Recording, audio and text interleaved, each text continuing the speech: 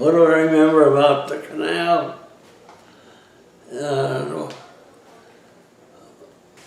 The Jolly Captain Dickinson, we called him, never knew him of course. He was a relative on my grandmother's side. She was a Dickinson. They called him the Jolly Captain Dickinson.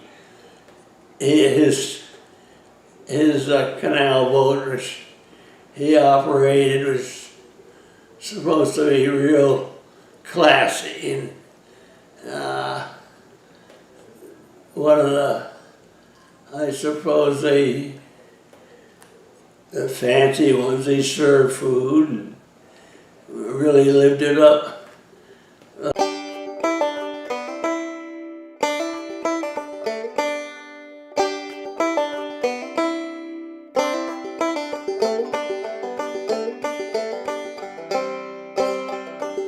It's really good to have a chance to talk about my friend Henry Mason. He is one of the people in this town that I most admire, and boy was he a loyal supporter of the Land Trust. He also enjoyed the Land Trust tremendously. He once told me that he had more fun with the Land Trust than he even had with the fire department. Henry is just, for me, the prototype of the wonderful old-time Yankee who's independent, modest, tremendously skilled, and defends to the death the beautiful environment that he sees as disappearing from around him as we have more and more development. I was brought up to save land. We lived right here in Farmington on Diamond Glen. And our favorite playground was the side hill on Diamond Glen and the woods and the brook. Henry served the Land Trust longer than any other member. He was there almost from the beginning, and right up until his recent frailty, he attended meetings regularly. I would pick him up and take him to the meeting. Henry could not hear a word that was said, but he always made sure to catch up, and he read lips, and we made sure that Henry knew what was going on because he cared a lot what was going on. The main thing about the Land Trust, it's not a town-sponsored thing. It's not a Democratic thing. It's not Republican. It's the Land Trust. It's a good feeling, I think, that you belong to something that's trying to preserve everything, really, from the bottom of the river to the top of the mountain. I certainly didn't want to be a president. I wanted to be the gopher and the guy who had all the fun with new properties.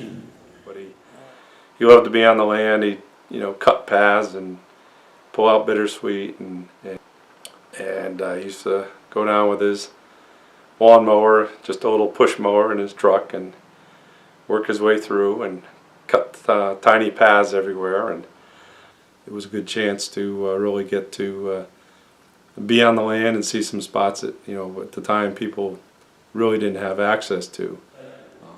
I walked that area with Dick Noyes and Jack Emery, and that's how I got to be stationed down at the aqueduct. And anyway, it wasn't very good walking. You couldn't get through some of the I guess it's wild honeysuckle, I guess. And of course, there was always bittersweet. There was no actually clear trail. It was just what fishermen would clip away to get a spot on the bank, but there was no good trails. So anyway, I just started trimming out stuff. I had my chainsaw, and there were trees over the trail. The only thing that kept falling down was the bittersweet, was holding them up for a while. I practically lived at the Yak, but I kind of get through work and have supper and go down. And sometimes on the way home I'd stop. So I decided I should make a loop so you didn't get stuck downriver sort of there. So basically that's what I did, I guess. Well, I'm standing on a bridge, the construction and design of which Henry assisted with during his long tenure with the Land Trust. He also developed the nature trail that's behind me, and his love of labeling and identifying things in the woods has led to his creating labels and indicators of various natural features all the way up the nature trail. So the land, you know, we were always not taught but shown that you have to leave things better. The results of the, you know, public access that came from his efforts, I think, really drove him to stay involved and you know, keep going with it. And it was a labor of love. He was involved with that.